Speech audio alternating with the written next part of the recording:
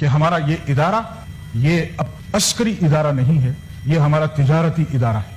ہمارے ملک کے اندر جتنی تجارت ہو رہی ہے آپ دیکھیں، ہمارے سیمنٹ کے کارخانے عسکری سیمنٹ کے نام سے، جنرل ٹائرز کے نام سے، اس ملک کے کاروبار کے تمام راستوں پر ہمارے جنرلز کا قبضہ ہے۔ یہ ایک کاروباری ادارہ بن چکا ہے، اس کو عسکری ادارہ کہنا یہ میں سمجھتا ہوں اس ملک کی توہین۔ آج انڈیا ہمیں مودی صاحب تقریر میں کہتے ہیں کہ اب پاکستان سے ہمیں کوئی خطرہ نہیں۔ کیوں؟